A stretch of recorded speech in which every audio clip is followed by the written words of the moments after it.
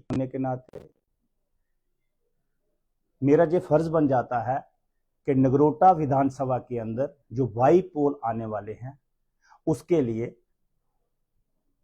मैं जो नगरोटा विधानसभा की पोजीशन है इस वक्त वो मैं आपके माध्यम से, आपकी वसाकत से हमारे राष्ट्रीय अध्यक्ष जेपी नड्डा साहब, हमारे राष्ट्रीय संगठन मंत्री रामलाल जी, हमारे प्रदेश अध्यक्ष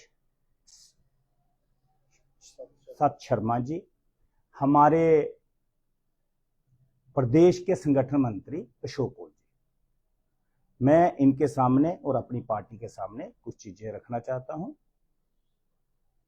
वो ये है कि नगरोटा विधानसभा के अंदर 1 लाख वोटर, 4 ब्लॉक, 52 पंचायतें हैं।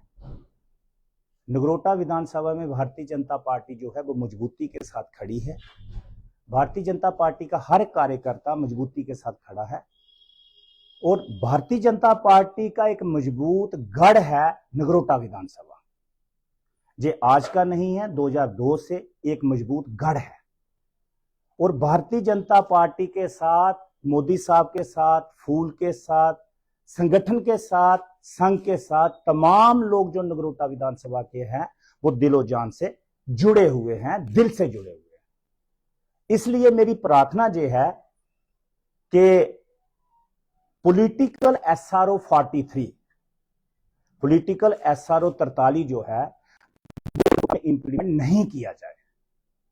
उसकी वजूहात ये है कि नगरोटा विधानसभा के लोग जो हैं वो दिल से जुड़े हुए हैं भारतीय जनता पार्टी के साथ। कहीं हमारे लोगों को, हमारे भारतीय जनता पार्टी के सपोर्टर्स को, वोटर्स को कहीं भी किसी प्रकार की कोई ठेस ना पहुंचे। वहां पे 2-3 नाम सर्कुलेट हो रहे हैं, आप सभी को पता है। मैं ये चाहता हूं कि भारतीय जनता पार्टी फिर से विचार करे कि इस पे हमें क्या डिसीजन लेना है।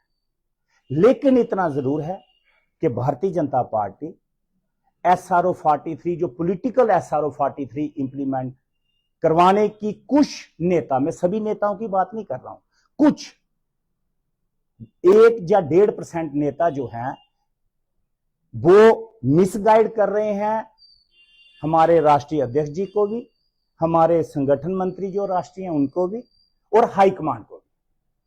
कृपा करके वो ना किया जाए और भारतीय जनता पार्टी मजबूती से नगरोटा विधानसभा के इलेक्शन लड़े और जीते।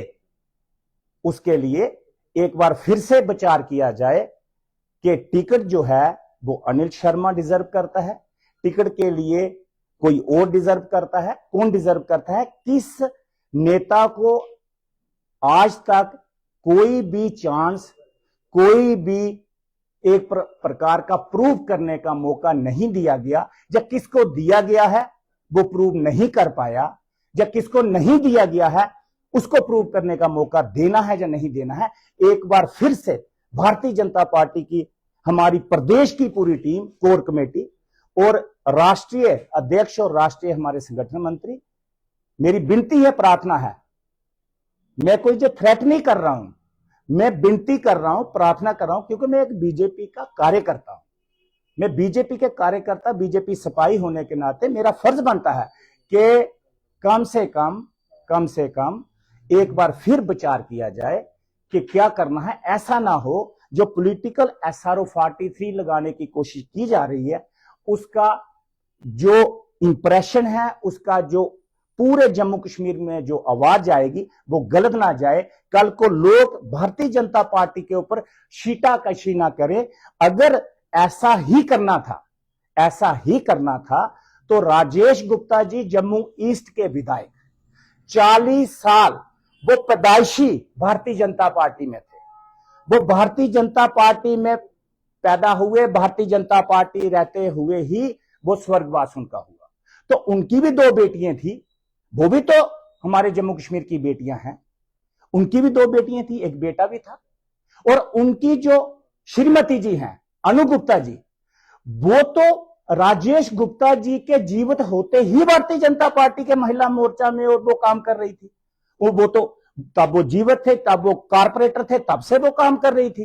तो फिर कितनी बड़ी महाजन बलादरी हमारे जम्मू शहर के अंदर है, जम्मू कश्मीर के अंदर है। इसका मतलब पूरी की पूरी महाजन बलादरी को उस वक्त इग्नोर करके टिकट किसी और को दे दी। उस वक्त भी SRO 43 जो है वो इंप्लीमेंट होना चाहिए था।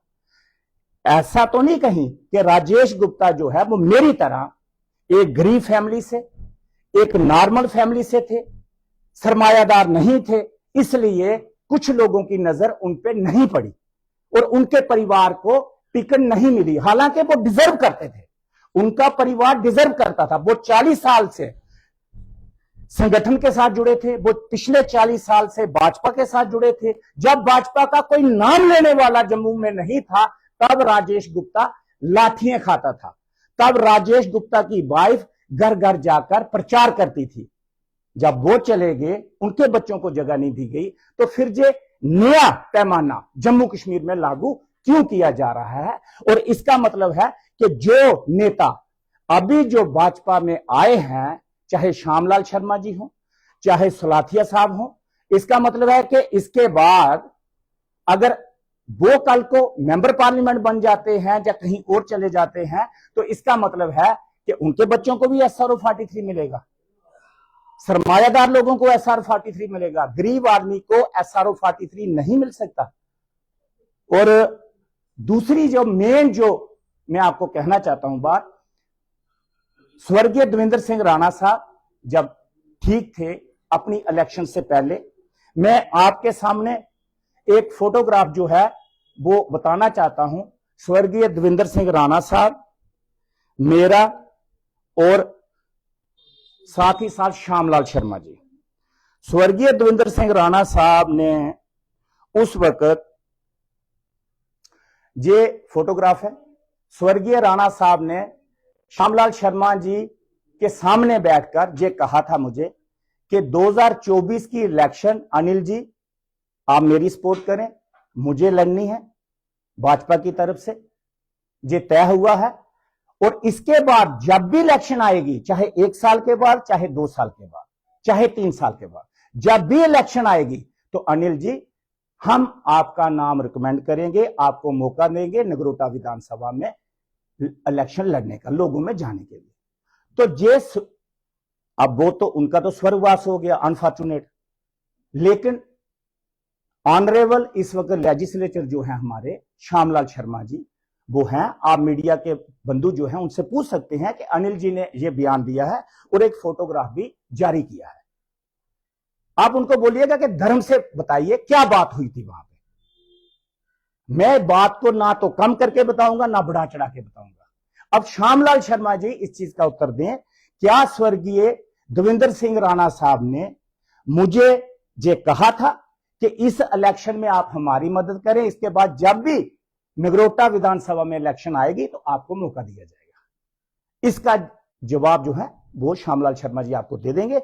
इसीलिए मैंने ये मुनासिब समझा कि आज मैं मीडिया के वसाकत से, मीडिया के माध्यम से राष्ट्रीय हमारे अध्यक्ष जो हैं उन तक भी बात पहुंचाओ, राष्ट्रीय संगठन मंत्री जी जो हैं उन तक भी बात पहुंचाओ, और हमारे प्रदेश के अध्यक्ष जो हैं वहां, और प्रदेश के संगठन मंत्री और हमारा संगठन, क्योंकि बात सुनाना बड़ा लाजमी होता है, जरूरी होता है, क्योंकि जब तक बात सुनाई ना जाए तब तक बात का हल भी नहीं निकलता। तो बराए मेहरबानी मेरी आपके वसाकत से यही एक बार फिर से गुजारिश है कि इस नगरोटा विधानसभा के मैंडेट के ऊपर फिर से विचार किया जाए कि सही क्या है, सही क्या है।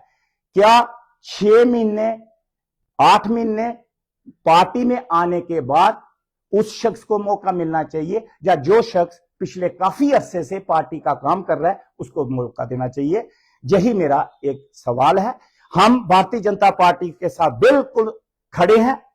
भारतीय जनता पार्टी का जो फैसला होगा हमें सिर मान